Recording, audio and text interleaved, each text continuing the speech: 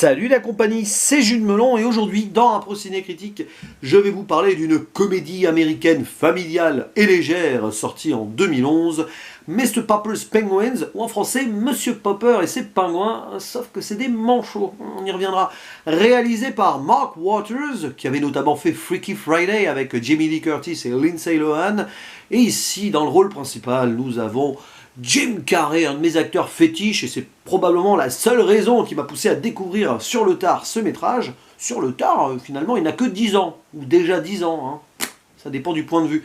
À ses côtés, il y a Carla Gugino, qu'on a pu voir récemment dans des séries telles que The Haunting of Hill House, et il y a aussi Angela Lansbury, qui a été Jessica Fletcher dans la série Arabesque, quand même, hein, l'un de ses derniers rôles au cinéma, j'imagine.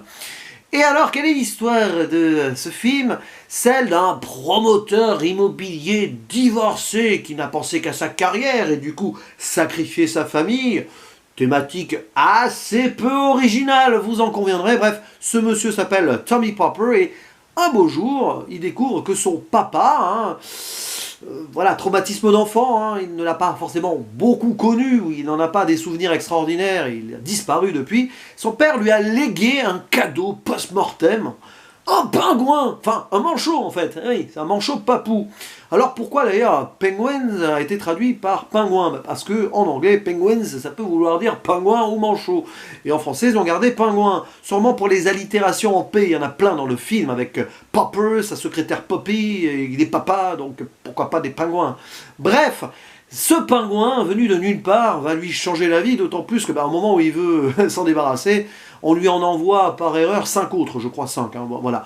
Et du coup il va devoir se dépatouiller avec ses pingouins et gérer en même temps sa carrière où il y a un gros contrat très juteux qui l'attend s'il parvient à convaincre une vieille dame jouée par Angela Lansbury de vendre sa taverne pour un complexe immobilier à la place. Très très américain, hein, vraiment comme film.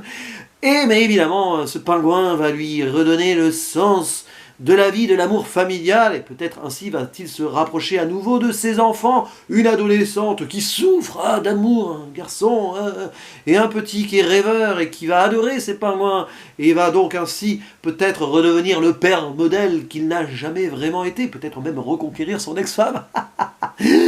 Bon, alors, quand on voit ce genre de film, moi ça me rappelle clairement beaucoup de comédies américaines des années 90, voire début 2000.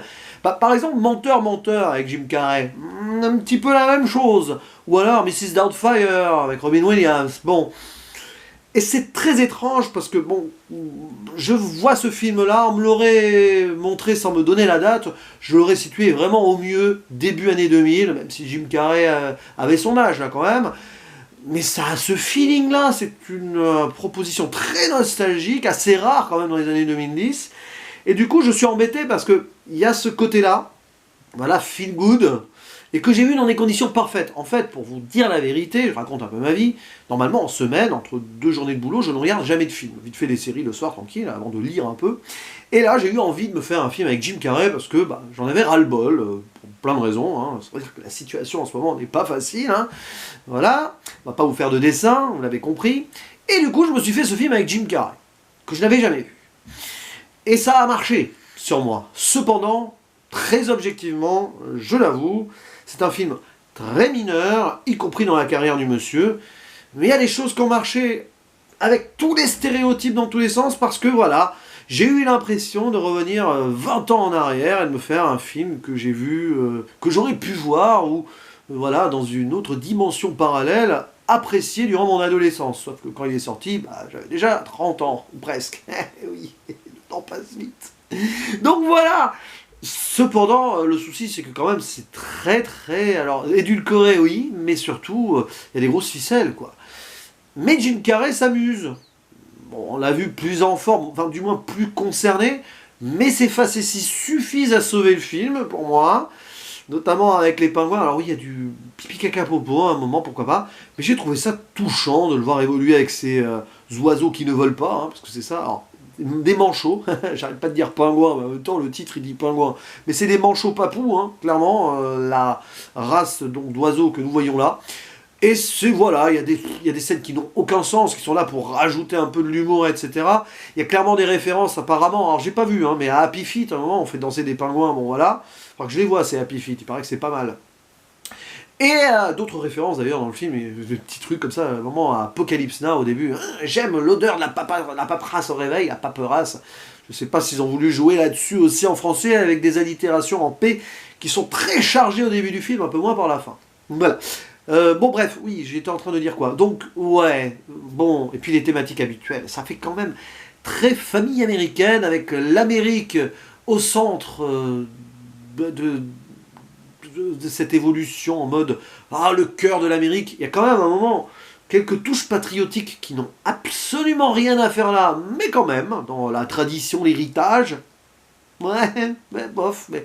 Et puis tous les personnages secondaires autour qui sont censés mettre des péripéties dans la vie très solitaire à la base de ce monsieur, donc qui a réussi financièrement, qui vit dans une belle maison luxueuse, mais qui du coup semble avoir complètement oublié ses enfants ou presque et son ex-épouse. Et il faut qu'un pingouin revienne dans sa vie pour qu'il se rende compte vis-à-vis peut-être l'héritage de son propre papa, qu'il aimerait aussi être un père, ou il aimerait être le père que son père n'a pas été pour lui. Et puis comme ça, avec rédemption potentielle et pardon aussi, bon voilà, c'est pétri de bons sentiments, que ça en déborde un peu et que ça en est très guimauve, mais quand tu regardes ça en mode divertissement et que tu te prends à la nostalgie, ça passe très bien.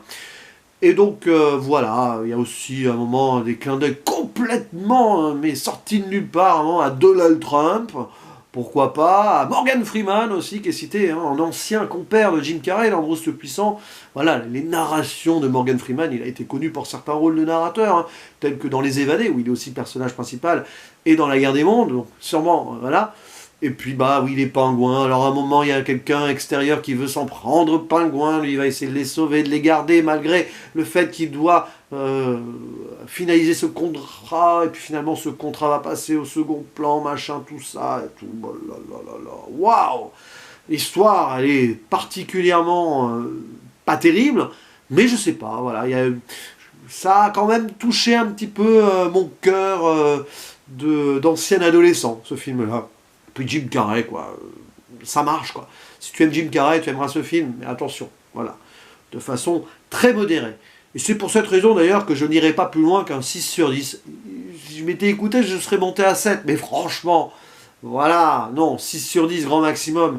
Mais c'est du Jim Carrey qui fait un peu l'idiot, et puis il y a ce côté un peu émouvant. Quoique, malheureusement, là, c'est un peu quand même le vrai bémol du film, on aurait pu marquer plus son côté... touché par les choses, je trouve que c'est un peu pauvre là-dessus, alors que pourtant on sait à quel point Jim Carrey excelle aussi dans le domaine dramatique, hein, Eternal Sunshine of the Spotless Mind ou Man on the Moon, Man Truman Show, là c'est très très peu exploité, alors que le film aurait pu jouer là-dessus, mais non, ça reste très léger, très en surface. Mais bon, il y a des pingouins qui sont mignons, alors parfois en animatronique, parfois aussi en image de synthèse, mais sinon, en vrai, il y avait des vrais pingouins. Des manchots. Oui, c'est des manchots, mais voilà, hein, c'est des pingouins, donc c'est des manchots en vrai, mais dans le film, c'est des pingouins. Voilà, désolé, je me trompe, comme le film. Voilà, c'est tout ce que j'avais à dire sur ce film. N'hésitez pas à dire en commentaire si vous avez vu ce film, et si vous aimez Jim Carrey, mais là, j'espère que la réponse sera lui. Oui, pardon, sinon, pan pan, hein. Oulala. Bref, je vous dis à la prochaine, ciao.